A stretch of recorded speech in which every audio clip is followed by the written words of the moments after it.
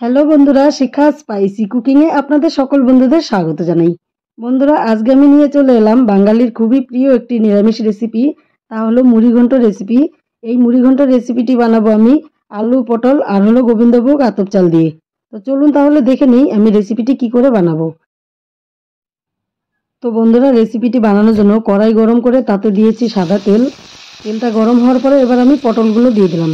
আর পটলগুলো দেখুন এরকম করে আমি ডুমো ডুমো করে কেটে নিয়েছি। কিছুটা খোসা রেখেছি, কিছুটা খোসা ছাড়িয়ে দিয়েছি। তো এরকম ডুমো ডুমো করে দিলে কিন্তু দারুণ লাগে খেতে। আর পটলটা থাকতে হবে কচি। তো কচি পটল দিয়ে কিন্তু মুড়িঘণ্টটা ভালো লাগে। সামান্য পরিমাণ হলুদ আর লবণ দিয়ে দিলাম, তাতে ভাজাটা বেশ ভালো হবে। তো পটলগুলো ভেজে নিয়ে ফিরে আসছি বন্ধুরা।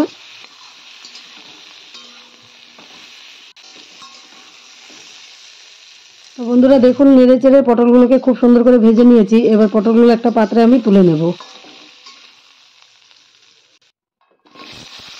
পটলগুলো তুলে নিয়ে কড়াইয়ে আরও কিছুটা তেল দিয়ে আমি আলুগুলো দিয়ে দিলাম। আলুগুলো ঠিক একইভাবে আমি ভেজে নেব, একটু সামান্য পরিমাণ লবণ আর হলুদ দিয়ে।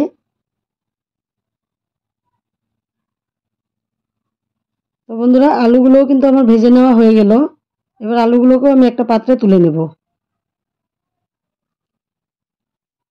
আমি খুব শর্টকাটভাবেই দেখানোর চেষ্টা করছি বন্ধুরা। তো আলুগুলো তুলে নিয়ে কড়াইয়ে আরও কিছুটা তেল দিয়ে দিলাম তেজপাতা, শুকনো লঙ্কা। এবার দিয়ে দিব এখানে গোটা গরম মশলা আর হলো জিরা। এবার দিয়ে দিব গ্রেট করা আদা।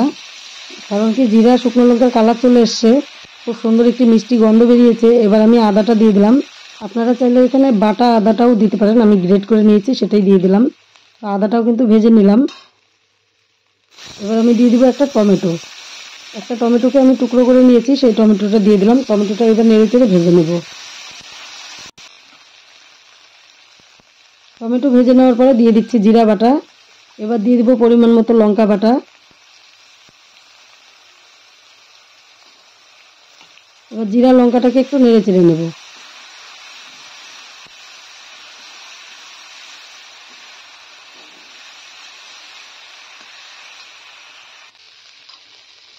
এবার দিয়ে দিব হলুদ, লবণ আর হলো সামান্য পরিমাণ কাশ্মীরি রেড চিলি পাউডার। এগুলো দিয়ে এখন কষিয়ে নেব। তার সাথে একটু জল দিয়ে দিব, তাহলে মশলাটা বেশ ভালো ভাজা হবে, কষানোটা খুব সুন্দর হবে। মশলাটাকে একটু নেড়ে চেড়ে দিয়ে এবার এখানে দিয়ে দিব ধনে গুঁড়ো আর সামান্য পরিমাণ চিনি। বন্ধুরা, চিনি আর ধনে গুঁড়োটাকে ভালো করে মশলার সঙ্গে কষিয়ে নিয়ে যখন মশলাটা ভালো করে ভাজা হবে তখন দিয়ে দিব আলু আর পটলগুলো, যেগুলো ভেজে রেখেছিলাম সেগুলো দিয়ে দিলাম। এবার আরও কিছুক্ষণ সুন্দর করে কষিয়ে নিতে হবে। তো দেখুন বন্ধুরা, আলু আর পটলটাকে মশলার সঙ্গে আরও কিছুক্ষণ কষিয়ে নিলাম। এবার দিয়ে দিব পরিমাণ মতো জল। নিচে দেখুন একটুকু জল নেই। তো সুন্দর কষানো হয়ে গেছে। এবার আমি পরিমাণ মতো জলটা দিয়ে দিলাম। এবার ভালো করে মিশিয়ে নেব।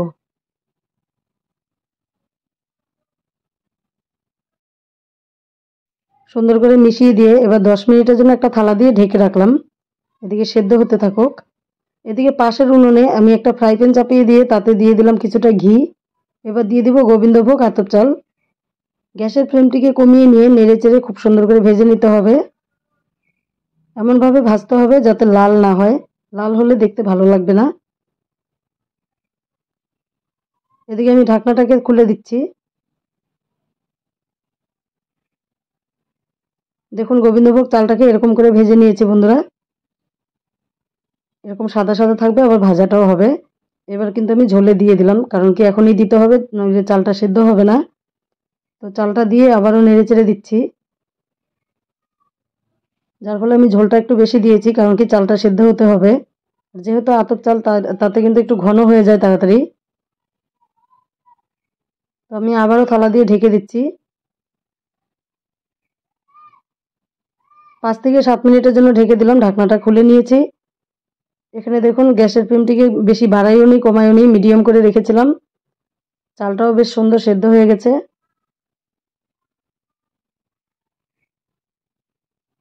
এবার দিয়ে দিব গরম মশলার গুঁড়ো আর দিয়ে দিব ঘি।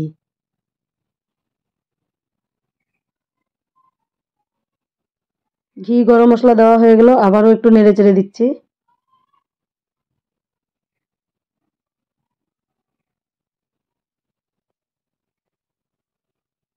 ঘি গরম মশলা দিয়ে নেড়ে চেড়ে দিয়ে তারপরে আমি আবারও ঢেকে রাখবো 2 মিনিটের জন্য।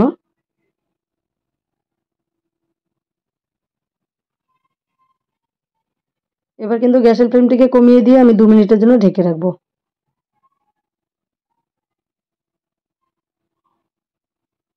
2 মিনিট পর ঢাকনাটাকে খুলে নিচ্ছি বন্ধুরা। দেখুন বন্ধুরা, একেবারে মাখা মাখা করে আমি বানিয়ে নিয়েছি। আপনারা যদি চান তাহলে একটু ঝোল ঝোল রাখতে পারেন, তবে আমি ঝোল ঝোল রাখবো না বলে আমি কিন্তু জলটা কম দিয়েছি। আপনারা ঝোল ঝোল রাখলে জলটা একটু বেশি দিবেন। তো বুঝে শুনেই নামাতে হবে। আর খুব সুন্দর একটি মিষ্টি গন্ধ বেরিয়েছে, একেবারে ভোগের রেসিপির মতো। দারুণ টেস্টও হয় খেতে, আপনারা অবশ্যই ট্রাই করবেন বন্ধুরা। এবার কিন্তু আমার রান্নাটি পুরোপুরি কমপ্লিট, আমি একটা পাত্রে নামিয়ে নিলাম। এই নিরামিষ মুড়িঘণ্ট রেসিপিটি দেখে আপনাদের কেমন লাগলো বন্ধুরা, অবশ্যই কমেন্ট করে জানাবেন। রেসিপিটি দেখে ভালো লেগে থাকলে বন্ধুদের সঙ্গে রেসিপিটি শেয়ার করবেন। আমার এই সম্পূর্ণ ভিডিওটি দেখার জন্য আমার নতুন পুরনো সকল বন্ধুদেরকে জানাই অসংখ্য ধন্যবাদ।